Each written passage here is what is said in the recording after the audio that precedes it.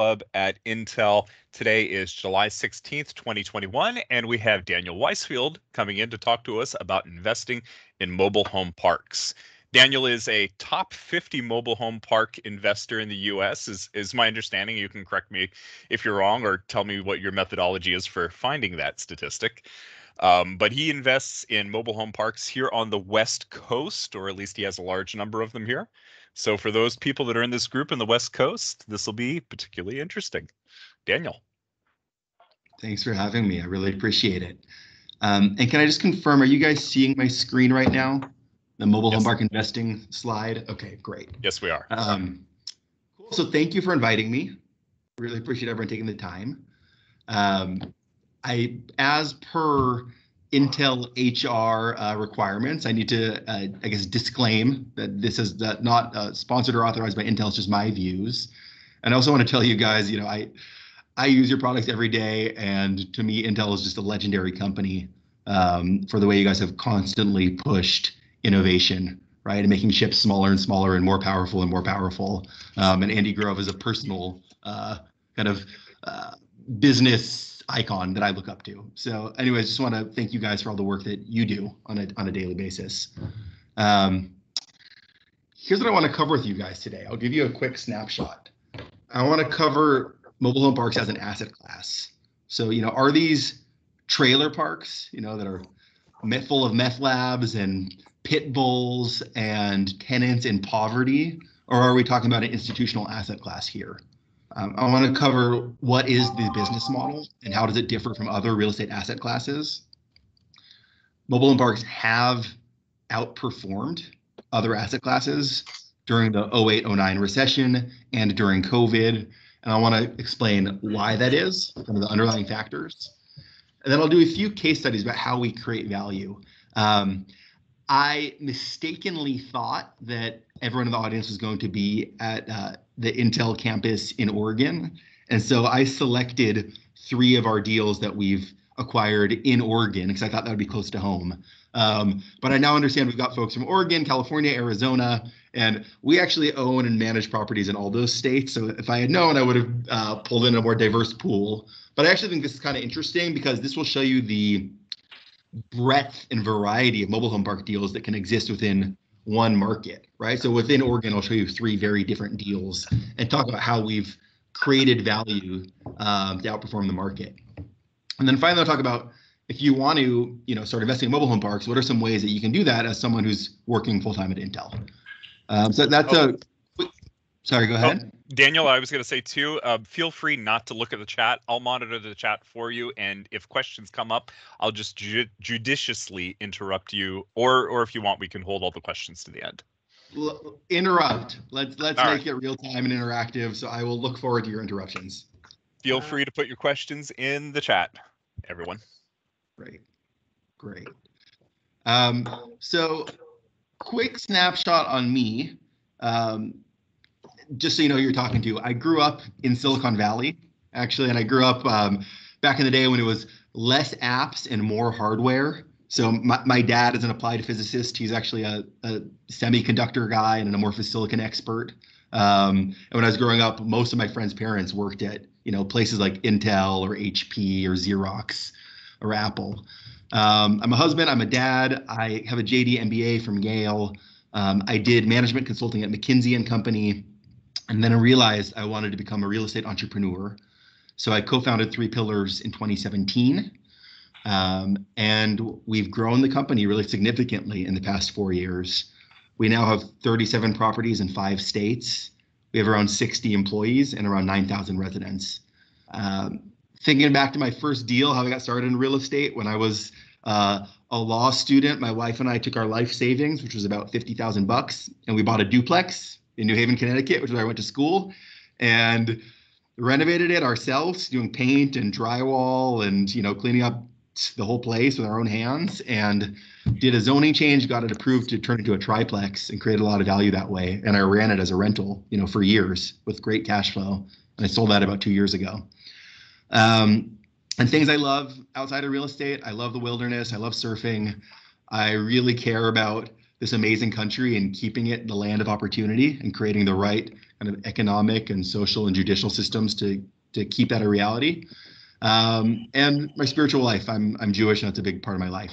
It's just kind of a quick snapshot. So let's talk about mobile home parks.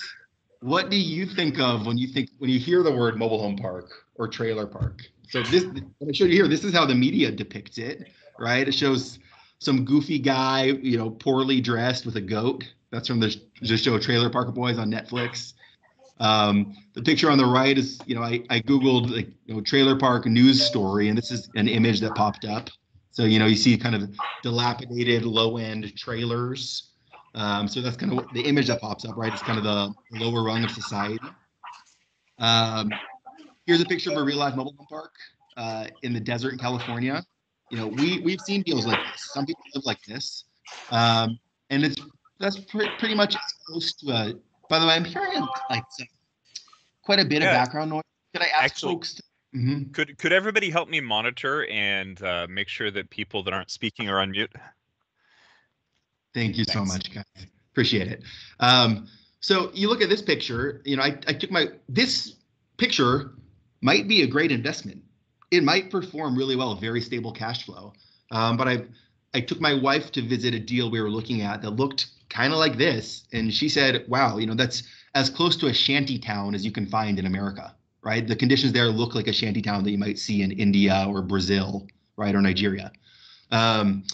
So, meth labs, that's in the popular imagination in trailer parks. Tornadoes, I Googled this. Someone asked the question on a science website, do tornadoes disproportionately strike trailer parks? Well, I think that's kind of a silly question. I don't think tornadoes are that selective in where they strike. But, anytime there's a tornado in the Midwest or the South, you see these pictures of old mobile homes getting torn upside down and the roofs pulled off. And then there's also this perception that some of you may have seen that mobile home parks are an undiscovered asset class where investors can still make huge returns. So if you go to mobilehomeuniversity.com, you'll see this information getting promoted. That look at the bottom, I don't know if you guys can see my pointer, it still says you can still buy mobile home parks at a 10% cap rate or better, and you're going to hit, 20%, 30% returns. Well, I will tell you, that's not quite the reality we're seeing. In reality, the word is out, right? You have major investors like Blackstone and the Carlyle Group and Apollo, kind of the biggest names in private equity, who have realized that mobile home parks deliver very compelling returns across economic cycles with very stable cash flow. So you have some of the most sophisticated financial institutions in the world buying mobile home parks in the United States and buying them en masse as part of a kind of a roll-up strategy as we go through a transition from mom and pop ownership, which was historically the case, to an institutional asset class. And that's the process that we're in right now. And if I think about where I sit in the industry, I'm typically buying from mom and pop owners who've owned the park for 30 or 40 or 50 years. Maybe, grandpa built it in the 50s or 60s and ran it. And now the current owners are in their 60s or 70s and, their kids don't want it. And so I am, buying those assets frequently. Here's an article in Bloomberg from a few months ago, September 2020, talking about how, especially during COVID, as some real estate asset classes got slammed, like especially retail got hit really hard, hospitality got hit really hard. Very sophisticated investors started moving into mobile home parks to get great returns even during the COVID era because mobile home park tenants kept on paying. I'll explain why that was. And actually, deal volume was up 23% and asset values went up. So we've seen a lot of appreciation in price over the last year or two.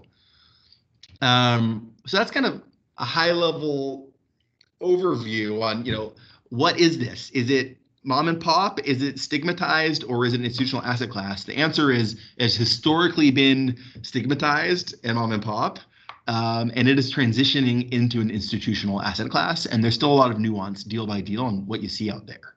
Hey, Daniel, sorry to interrupt your Let me pause there. perfect pausing point. Sorry to interrupt your flow of thought here. Yeah, that's great. So there is a rectangular box at the top of your screen, probably the Microsoft Teams bar. And it is causing a gray box that we cannot see through, so it's obscuring the presentation. The same with the box down in the lower left. I don't know if you can move them somewhere. Let me see. These are movable. Let's see, I can think. There you go. Closed. Perfect. Did that work? Okay. You can see the whole screen now. Thanks. Thank you. Cool. So what's the business model? What are we talking about here when I talk about mobile home parks and manufactured housing? So typically first of all, let's distinguish between a mobile home. Can you guys confirm, can you see my, the pointer, the stylus when I'm moving it on the screen? Yes. Right, like right now I'm moving over the word mobile. You guys see that? Yeah, we can see it. Perfect, okay. So when I talk about mobile home parks, I'm typically talking about what you see here on the left, which is a manufactured home that's built in a factory, it's trucked to a site, and it's installed on a semi-permanent basis. Typically, once it's installed in a mobile home park, it will never move again. So you think of it as factory-built housing. It can be, what you see in this picture is what we call a single wide, which is typically an 800 square foot home, roughly 14 feet wide by roughly 60 or 70 feet long. It can be, inside that home, you can have 3 bedrooms, 2 bathrooms, a nice kitchen with granite countertops, stainless steel appliances. You can have a jacuzzi bathtub, they're nice homes. And that home, depending on where you are in America, will sell from anywhere between $50,000 up to $150,000, typically. You can also sell a double wide. So the same concept of a factory built home, but you put 2 of them next to each other. It's twice as wide. And now you've got a 1,400 square foot home, and that might have 4 bedrooms, and it might have more living room, more common area, a really nice, washer dryer, great master bedroom and master bathroom. And that home might sell for anywhere from $80,000 to $200,000, kind of on average, with some anomalies that we'll talk about where sometimes they're worth even more than that.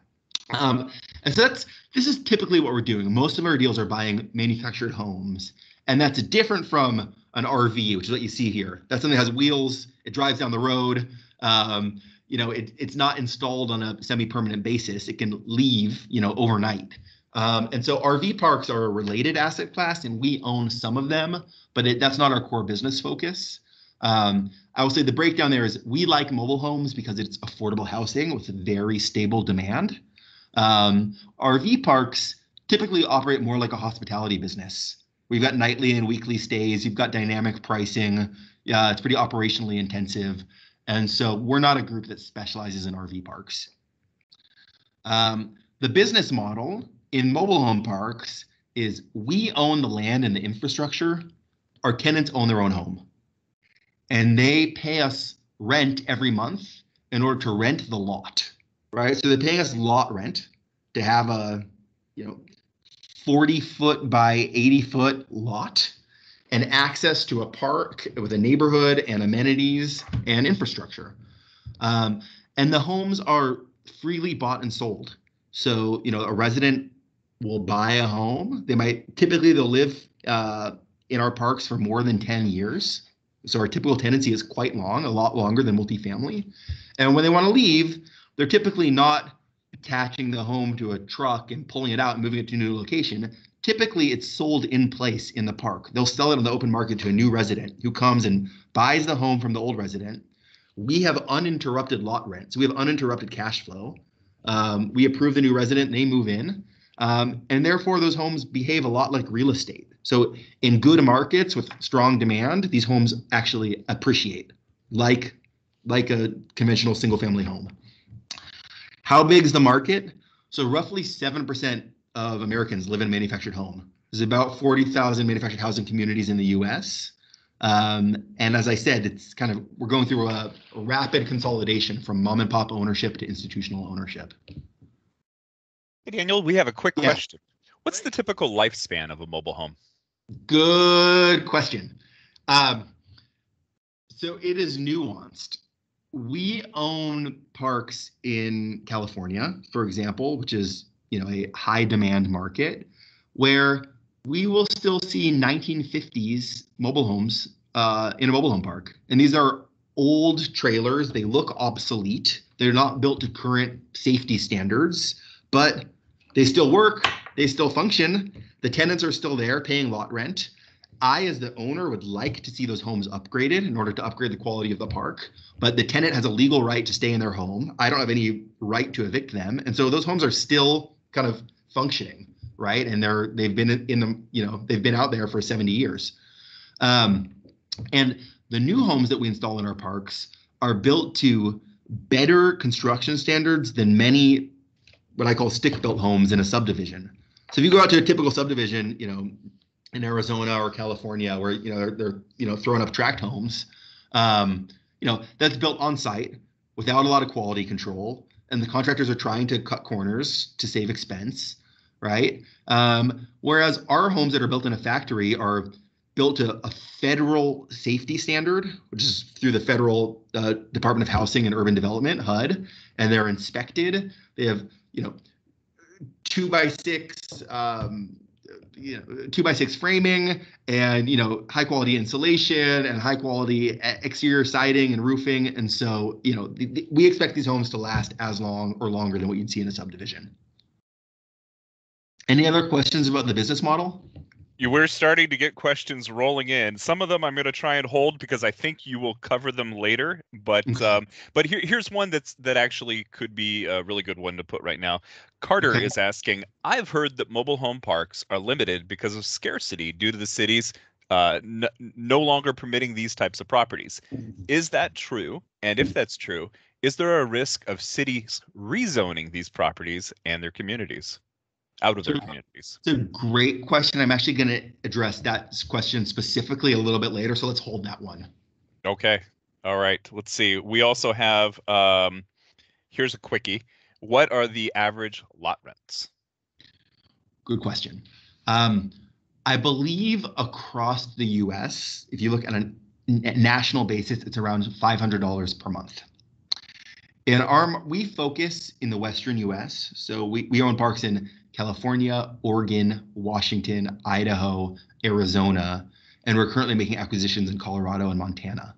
In our markets, rents typically range from $500 to $700, and I say the kind of the upper outlier would be around $1,000 for a high quality park with a lot of amenities. And as you'll notice, that is deeply affordable, right? So this is one of the biggest sources out there of what I call naturally occurring affordable housing. It's not subsidized by the government. This is a free market product that offers deeply affordable housing, right? You can't find, there's no way you can rent an apartment for, $500 to $700 in most of these markets, but you can get a mobile home and pay that for your monthly lot rent. We have another question around HOA fees. Do tenants have to pay rent and HOA fees? No. So, okay.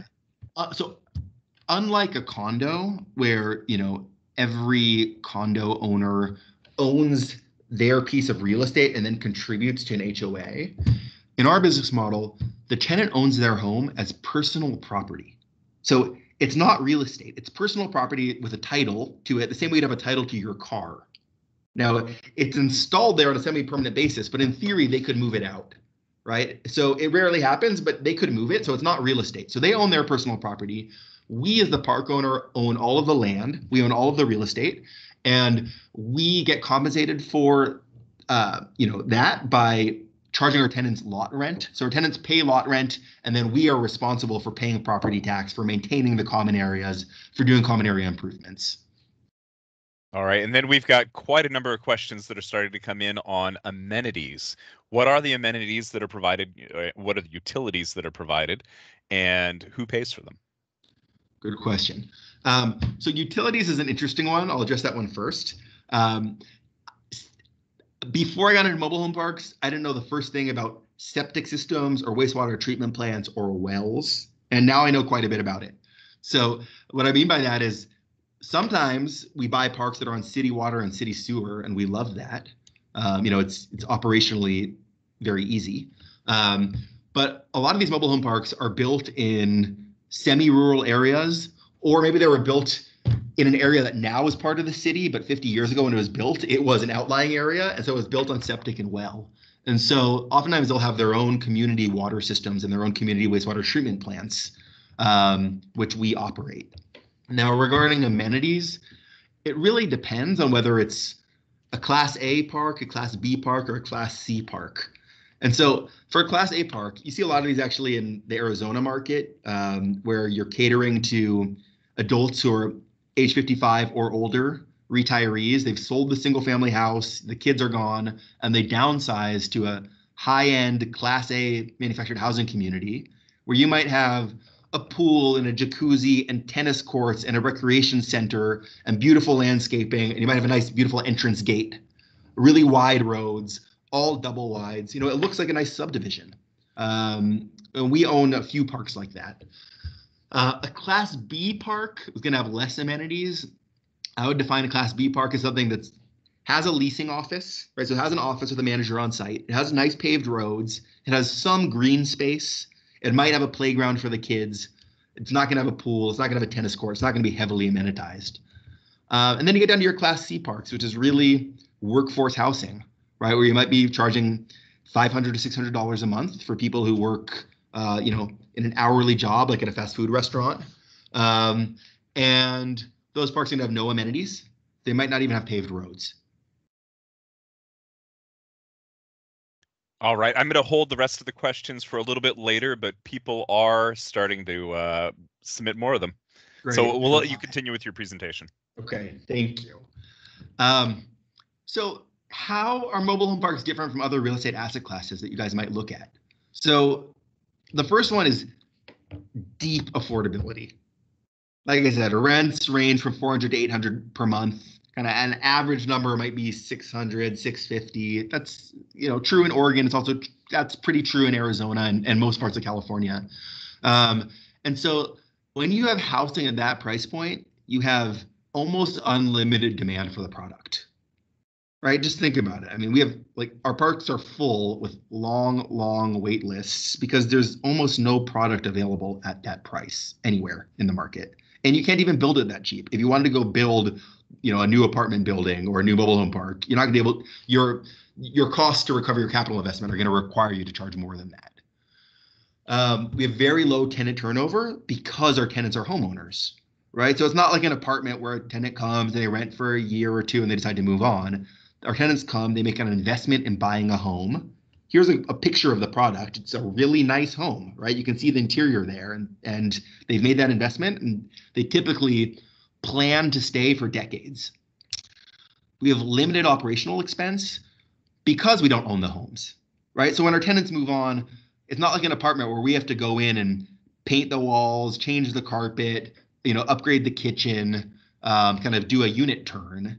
All the interior maintenance is done by our tenants because they own their own home. So if a toilet clogs or a light bulb changes, that is a tenant's responsibility. So our operating responsibilities are all about the exterior of the community, as well as the underground infrastructure. Then another difference is accelerated depreciation. I can go into more detail on this for the tax geeks, but basically, when you buy a vertical building, like an apartment building or an office building, you depreciate it on a depreciation schedule that's defined by the IRS, which is typically 27 years, I think, for multifamily. When you buy a mobile home park, we're not buying any vertical buildings, right? We are buying land and infrastructure. Our tenants own the vertical buildings as their own homes. So we come in, we say, if we spent $10 million on a park, what do we spend it on? Well, maybe $2 million of that was land value. The remaining $8 million we allocate to land improvements, and under President Trump's tax law, we're allowed to bonus depreciate all of that in year one. So we're typically depreciating 60 to 80% of our purchase price in year one. So our depreciation, the kind of the year one tax loss is typically quite a bit bigger than our equity investment. So you put $1 million into a deal, you'll get $1.5 million in tax loss in that same year. And then the other thing that's different is barriers against new supply. So we got a question about that from the audience. The basic story here is most mobile home parks in the United States were built in the 50s, 60s, and 70s. Since then, it has been very hard to develop new product because of stigma, right? The stuff I showed you at the beginning about trailer park boys and meth labs, right? This is the most stigmatized form of real estate that exists. And if you go to your typical town, you say, hey, I want to build a mobile home park. They look at you like you're crazy and say, what? You want to build a trailer park here? No way, right? So that has historically been the constraint against new supply. I will say that is changing. We are actively working to develop new product. And I'd say a few things are happening in the market. Number one, the quality of the homes have gotten way better. So you look at this house, right? We can show that to a city council person and say, look, we're building, these aren't trailers, right? These aren't sardine cans. We're building high quality homes in your community.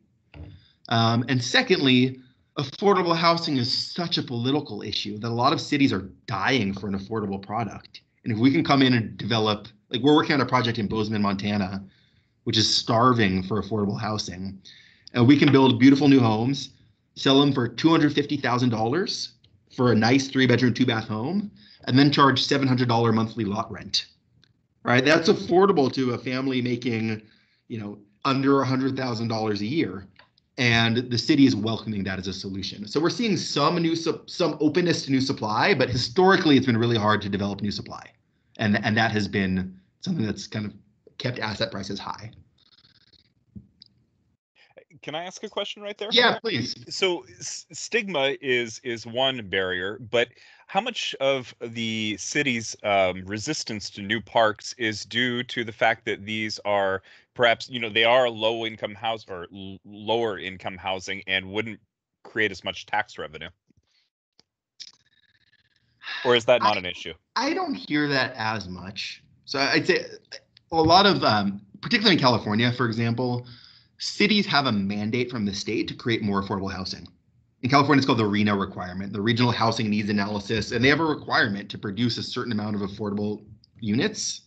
And, if we can do that without requiring government subsidy, that's compelling to them. So that's one thing. Secondly, we serve people across the income spectrum and across the age spectrum. So we serve some working families. We also serve, retired adults. We serve, some of our communities are kind of in agricultural areas where we're housing the workforce. There's some of our lower end parks are serving people who are on kind of state support. So I think a lot of the folks who we house would not otherwise be in a different housing type that would be a big revenue generator. Thank you. Yeah. Should I keep going? Are there other questions for now? We can keep going a little bit more. Okay. We will probably need to circle back on depreciation, and there's a question about convertibility of the land into single family homes. I'll take that convertibility question now, because it kind of relates to this question about new supply. Generally speaking, we're not buying mobile home parks with the goal of converting them to another use. And that's because, like I said, the word is kind of out on this asset class. Pricing is high. And so if we're going to pay a 4 cap or a 5 cap to buy a mobile home park, we made a substantial investment projecting a certain amount of cash flow. And typically, our cost basis is prohibitively high for new development. Like it would have made more sense to go buy raw land if we wanted to build single family. That said, there are a few cases where we've looked at urban infill parks. Like we looked at a park in San Jose, California, about 2 miles from where Google is building their new second headquarters in San Jose. It was a 10-acre site. And our view on that park was we'll buy it and preserve it as affordable housing over the next 5 to 10 years, as mobile home park. Long term, let's look at socially responsible redevelopment, right? It just in terms of social good, it would make sense to demolish these, 150 mobile home units and build a tower with 1,000 units of housing, right? I believe that would be a socially good thing. And so sometimes in these urban infill sites, it makes sense to redevelop to higher uses, but it's rare. Okay, we can continue on with the presentation. Cool. So people asked about rents. Here's a chart showing median manufactured housing rents. And like I said, they're in most markets. This is research published by Fannie Mae. In most markets, there's a significant delta between mobile home park rents and apartment rents. I told you that nationwide, I thought average park rent was around 500. It's showing here that I was low. It's showing 690, which is kind of surprises me. And that might be an all-in number, including utilities. And so what I wanted to get into here is why have mobile home parks outperformed? And so I'm going to show you a little bit of data, and then I'll kind of summarize what I think the reasons are. So here's data published by JLL and HFF, which are one of the biggest research houses in real estate globally, and they're showing the performance of publicly traded REITs by sector. And you're showing here manufactured homes is up and to the right, right? It's had the highest shareholder return over the period from 2018 to 2019. So I pulled that chart back a year and a half ago. And here's a chart that shows, again, for publicly traded REITs, NOI growth from the year 2000 to 2015, all baselined to the same number, and then showing the NOI growth trend broken out by asset class. And you're showing here, manufactured housing had the highest overall NOI growth. And if you look at kind of this period of national economic disruption, whereas you see this inflection point for a lot of other asset classes, MH was pretty much like constantly up and to the right. Why is that? So I think the big factors here are all the things I mentioned before about what makes manufactured housing unique. We have very low resident turnover because residents own their own homes. We have intense demand for affordable housing. We have a lot of runway on rents. So when rents are as cheap as they are, we can grow rents substantially while still maintaining affordability. OpEx tends to be low, and we have superior tax treatment. That tax treatment isn't really built into the REIT returns, but it's something that I think about. So that's kind of my overall view on what makes this compelling. Let me just talk through this last slide, and maybe we can pause for questions. Or not this last slide, but it is a good stopping point. So if I summarize overall my view on where the asset class is, I'd say the word is out on how good these deals are. There's a ton of capital chasing not a lot of deals. And, that capital takes the form of sophisticated capital from big private equity shops. And it's also individual folks like the people on this, lunch and learn seminar who might take a mobile home university class and learn about the asset class and, buy a list of park owners and start cold calling to start chasing deals, right? So there's a lot of people out there chasing deals. And as a result, prices are up and returns are down. And if you want to still create value in the asset class, you typically need to have some sort of an angle, some sort of an edge. And so I'm going to walk through a few case studies talking about deals we've bought, what our angle was, but I'm also happy to stop now and take any questions. All right, our first question here is from Ashish. What multiple do you typically offer your investors for accelerated depreciation? So he's asking about how does accelerated depreciation affect your investors?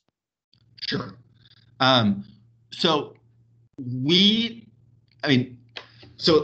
pause and step back. First of all, I tried to make this presentation about the asset class and not so much about what we do, because I know this is supposed to be educational broadly. So I didn't talk a lot about our deal terms and how we structure stuff in the presentation, but just to address the question, we typically offer preferred return to our investors of around 7% on most deals, and then a waterfall where after we hit that 7%, our investors make money and we make money. And we don't typically, price the bonus depreciation outside of that. That's kind of, it's icing on the cake, so to speak, on top of those returns. We do tell our investors that, just based on kind of deal level cash flow on a pre-tax basis, most of our deals will deliver a 12 to 14% IRR. And then if you're in the typical tax bracket and you think about what's happening to you on a post-tax basis, the savings from the bonus depreciation will typically add 2 to 3 percentage points of IRR. So if it's 12% pre-tax, it's more like 15% post-tax. That's how we think about it. Let's see. I think you've answered this question, but are there oftentimes families that need to look for schools or other amenities for families, and how does that work out typically? For sure, for sure. I appreciate that question because the person who asked that question is thinking about our tenants as normal people who have normal concerns, right? Instead of thinking about it, this is some stigmatized trailer park kind of a tenant. So yeah, absolutely. We've got all sorts of families who want great schools for their kids, and I would say, when we have there's certain amenities that we can provide within the park, like dog parks and community gardens and playgrounds for kids. And there's some stuff we can't provide, like schools. We rely on local school districts, and we hope we're close to strong school districts. And as we're looking to develop new parks, that's when we can be picky about site selection, and we can specifically target sites that are close to schools, close to shopping, close to healthcare, and close to public transit. Okay. Thomas is asking, are there grants or other types of funding that are required for property improvements? No. As I said, we don't receive public subsidy. So these are private deals. We buy them. We, as the property owner, decide on a capital improvements budget, and we decide what to put into our parks. Some states do have some grant programs where you can go through an RFP process and apply for funding to improve our parks. But those typically go to nonprofits or other owners. They aren't typically awarded to a group like ours, which I consider a for-profit, mission-driven investment group. All right, here's a really good question. What types of restrictions do you place on tenants to ensure that the park stays nice? How are these restrictions built into the deeds? If not, how can you enforce them since you cannot evict a tenant like you would with a rental? Very good question. I guess whoever asked that question kind of understood the core and the nuance of what we're doing. So when someone buys a home in our park, they need to pass a background check. We check background, we check credit, we check criminal, we check eviction history, and then they're required to sign a lease, and they're required to sign that they agree to our community rules. And our community rules, it's typically a 10 or 20 page document with all sorts of guidelines, like what you might see in, if you bought a condo and there was CC&Rs. So it talks about what kind of vehicles you can park and what kind of dogs you can have and what color you can paint your house. And are you allowed to leave junk on your porch? No. Are you allowed to take your 1952 Dodge pickup truck and put it up on blocks and change the oil in your driveway? No. So we've got all sorts of rules. And then we can enforce those rules by asking tenants to change their behavior. First, we ask nicely. And if they don't change their behavior, we'll come knock on their door and have a friendly chat, and we might send a friendly letter. And if they still don't change their behavior, we'll escalate with legal notices to comply. And if there are enough notices to comply and they're not getting with the program, we do have the legal right to go to court and evict. And if we get an eviction, then the tenant will have to sell their home and leave the community. All right. Another question. Do people purchase their homes using traditional financing? Great question. The answer is no. So all the traditional mortgage lenders out there, like Wells Fargo, Bank of America, you name it, those loans are backed by Ginnie Mae, right? There's a federal guarantee, and that's what allows such cheap capital for conventional single-family mortgages. Mobile homes don't qualify. This is considered chattel lending. Chattel means movable personal property, and there are certain specialized lenders out there who specialize in these chattel loans. It's a limited market. It's not very efficient. And as a result, rates are higher than they would be for single family mortgages. So a typical rate will range from 6% to 10%, depending on the credit profile of the tenant. I'm going to add a follow-up question to that. Do most people, buy their homes outright, or do most people finance them? It's a great question. So there's kind of a barbell. In some of our older communities, you'll see a lot of older single-wide homes built in the 60s and 70s. Those might trade for $40,000, $50,000 a piece, and those are almost always cash purchases. We very rarely see people financing those. And then at the upper end of the spectrum, we have some really nice parks that serve a lot of seniors, folks over 55. And you might buy a double wide in that park for 200 grand. And those are typically cash purchases where the individual or a couple sold their single family house for $500,000 and now they're downsizing, they pay 200K cash.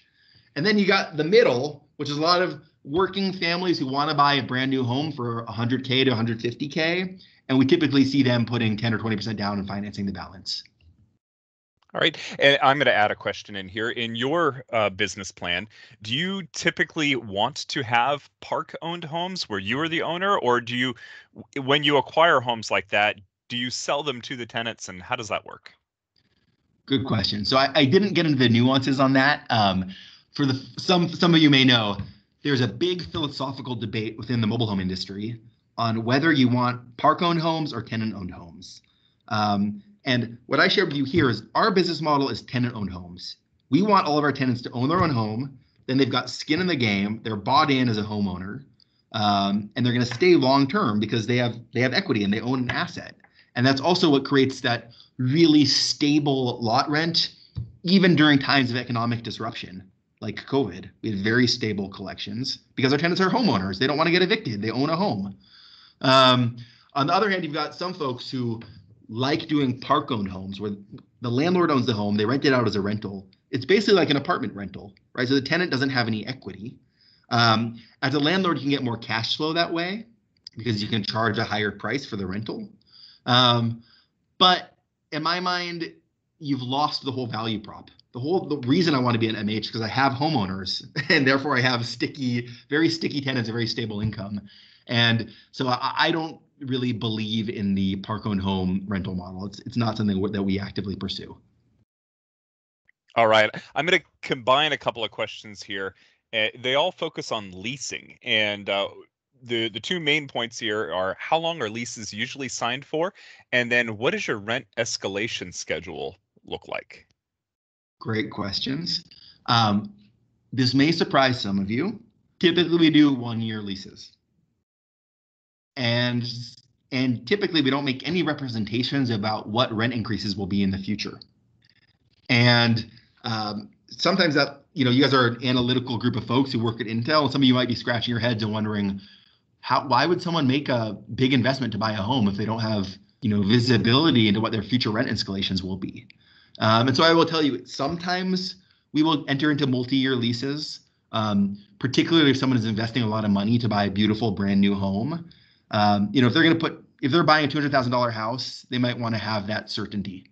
But on the majority of our deals, we're just setting rents on an annual basis based on comparisons to the market. And escalations, once we're stabilizing at market, I'd say are typically around 3 to 4% a year.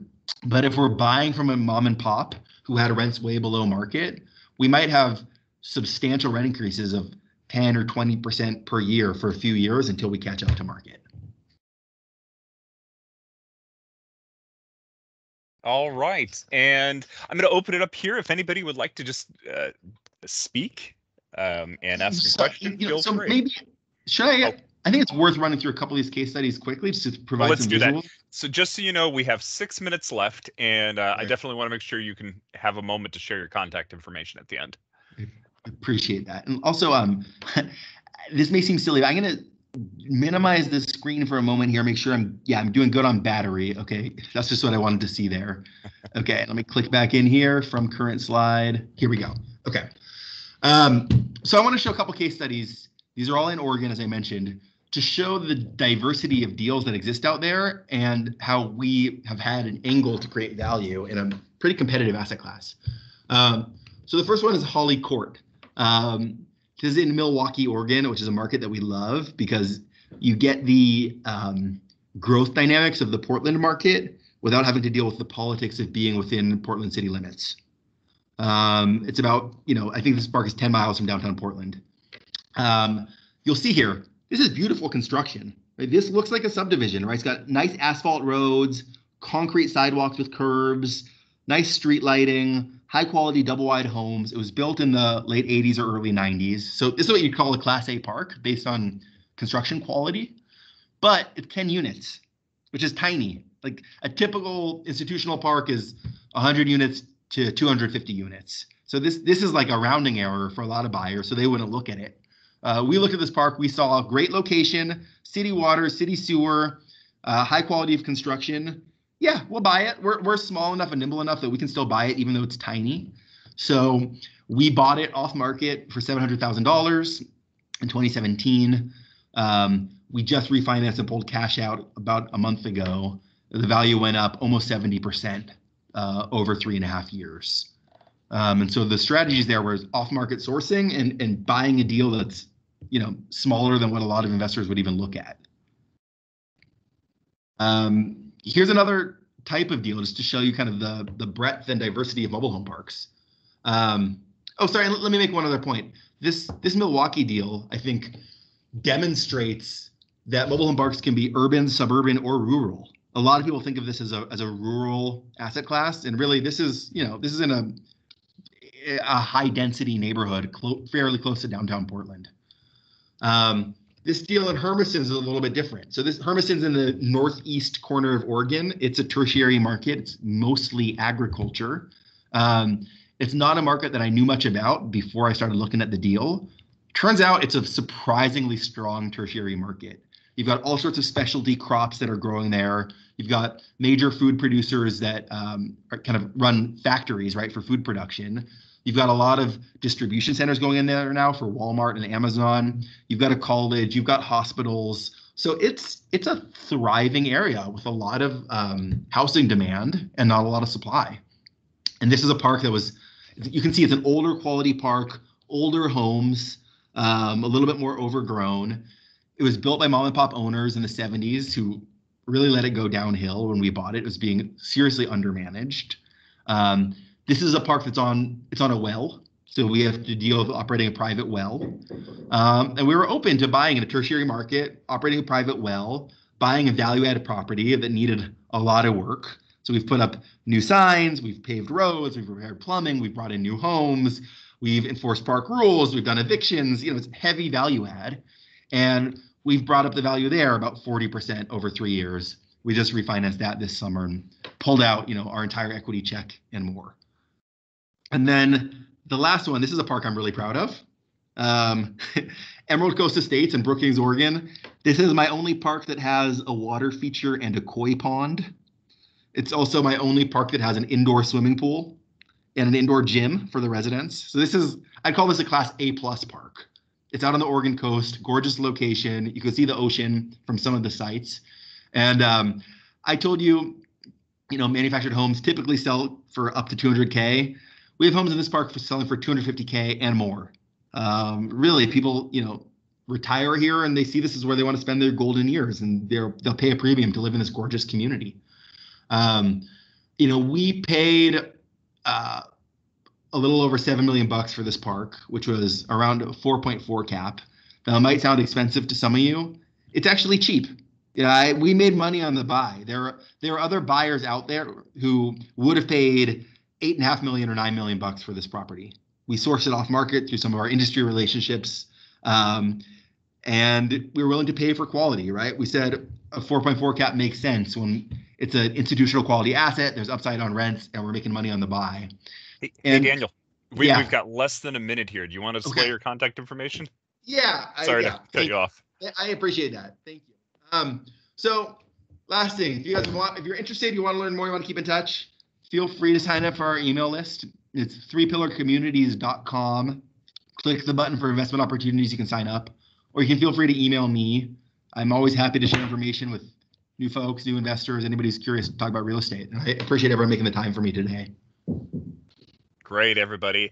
Thank you so much, Daniel, for coming in and talking to us. Hey, everybody on the line, can you unmute yourself and say thank you? And we hope everyone has a great weekend. Thank you. Thank you, Daniel. Thank you so much. Thank you.